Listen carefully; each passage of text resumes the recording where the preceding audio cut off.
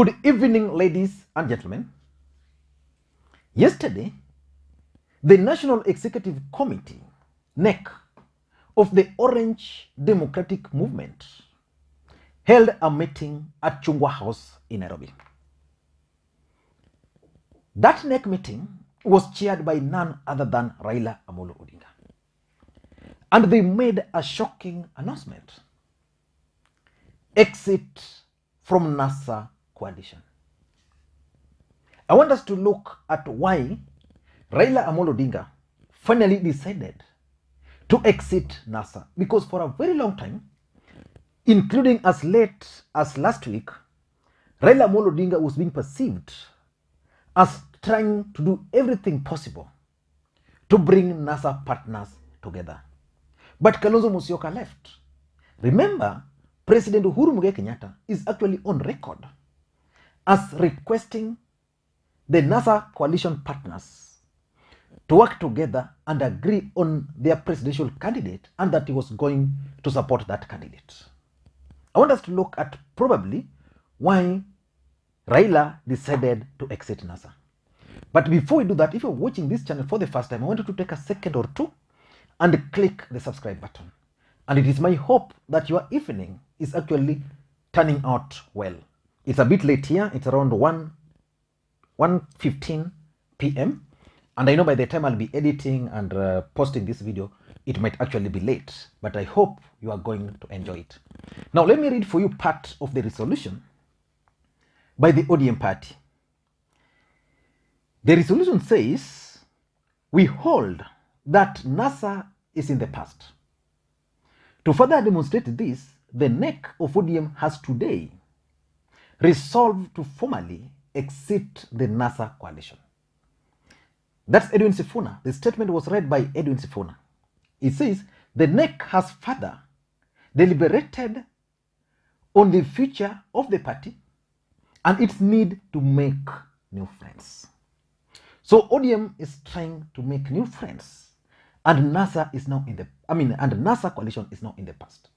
As a matter of fact, personally, I believe NASA died on that day Raila Odinga was sworn in as the people's president.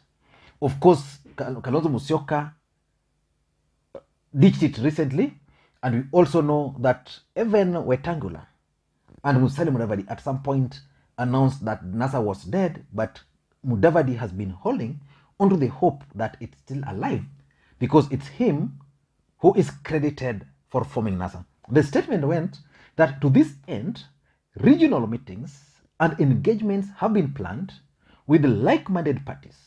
The schedule for these meetings will be shared in due course. So basically, ODM is telling anybody who cares that they're moving on. The truth of the matter is that the president told NASA co-principals to work together.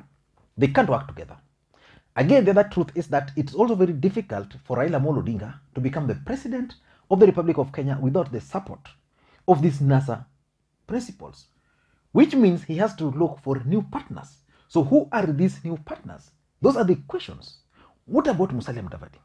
Is it possible that Musalia Mudavadi will go it alone?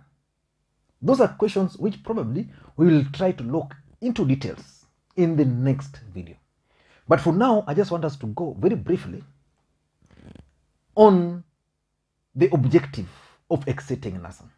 Because if the president promised to support Raila and rally the NASA supporters, why is NASA being left? Because even the One Kenya Alliance movement is already dead. 5 objectives or 5 reasons.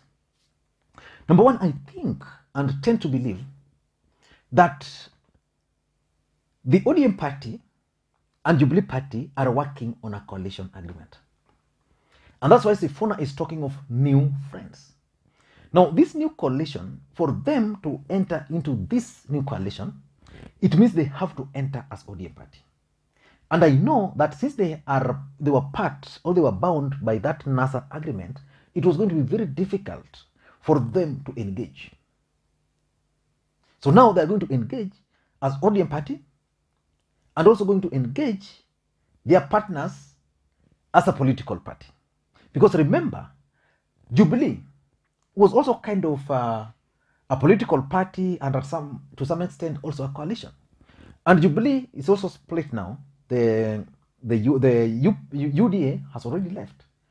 So the fact of the matter, and I tend to think, and this is why the trips by Raila Odinga in central Kenya are significant.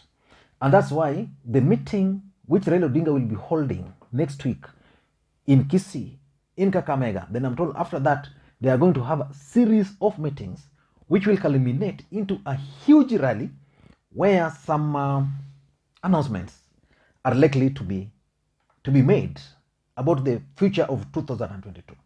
So I believe that is about the coalition agreement with the Jubilee Party. So that's number one. Number two, Raila Odinga is a veteran in politics. He's not a fool. Raila Odinga understands the politics of this country. He's been participating in it. He's been robbed. He's won also. So Raila Odinga understands that for him to succeed politically, he needs a coalition. But they were in a coalition called NASA. NASA has disintegrated. So which means so far that Raila Odinga can only engage Moses Wetangula as an individual. And that's why he is saying NASA is dead. Now go with it. Let us engage, because Kalonzo, Weta, or Mudavadi are also aware that they can't go anywhere without Raila Odinga. And that's why Gideon Moi told them that one Kenya alliance doesn't make sense without Raila Odinga in it, because it's not going to go anywhere. So what Raila Odinga is trying to avoid, in my view, is trying to engage the NASA coalition partners collectively. He's going to go to Weta, and I'm told Weta's already agreed that he's comfortable with the Speaker of the Senate. Mudavadi analeta kichwa. And since Robert Greene is always advising that those people who give problems, you avoid them, I think they are trying to avoid Mudavadi. So Raila is trying to avoid Mudavadi. So he wants to engage Kalonzo and Weta, but as individuals. Because remember, if Raila is with Weta, then Bungoma is sorted, kind of. Then Raila can fight with Mudavadi in Kakamega. Of course, Busia is already there. Vihiga, they can also fight, but of course, the politics in Vihiga is also a bit complex. So I tend to think that Raila is planning to engage these partners individually. No, not as coalition, the way NASA was fashioned. Number three, I also tend to think that the other objective which the ODM party leader was trying to achieve, he didn't want these partners to have bragging rights over political parties' funds. Raila Odinga, through ODM party, announced to the world that they owed Kalonzo, Weta, and Mudavadi zero. Then from nowhere, Raila comes, gives Kalonzo 170 million, gives Mudavadi 120 million, and Weta, I think, was 100 million. That's a huge amount of money. But then after giving these guys this money, instead of appreciating or even just being gracious, these guys are going outside there to announce to the world that Raila Odinga actually called them, that this money they ought to have received a long time ago. So to stop them from that, Raila Odinga called a meeting, say, okay, I'm exiting NASA. So they've exited NASA. So on what ground can Mudavadi, on what ground can Weta, on what ground can Kalonzo Musyoka seek these funds? On what ground? Over 300,000. Actually, it's almost 400,000. It's a huge amount of money. I mean, 400 million Kenyan shillings. It's a lot of money. If you give a politician that money, at least he can organize some events across the country. So they are questioning, we are giving these guys this money, they don't appreciate, they think it was their right. Yeah, why can't we use this money to go outside there and campaign? Number four, I also tend to think that this is also a strategy by Raila Odinga to take charge of a new coalition which is likely to form. So if NASA disintegrated, Mudavadi, Kalonzo Weta, and Gideon Moi are forming one Kenya alliance, and assuming that alliance is going to be strong, then Raila Odinga is coming up this side as Raila Odinga. So he's going to negotiate with these guys. That as ODM, let us negotiate as with you guys on one Kenya alliance. What are you bringing on the table? Me, I'm bringing A, B, C, D. So I tend to think that that's also another reason. And lastly is the focus on 2022. The campaigns are already on. Raila, Uhuru, Ruto, even Kalonzo and Mudavadi have started moving. We have only 12 months to the next election. Then Raila Odinga is still being dragged over the issue of NASA, over the issue of broken promises that you promised to work only on one term. I mean, to run for only one term. That's not possible. So Raila Odinga is telling me it's not possible. This will keep on coming as long as Raila Odinga was still going to stick with the NASA. So the truth of the matter is that Raila Odinga is not trying to focus his attention on 2022, so that it's not distracted by this issue of one Kenya alliance,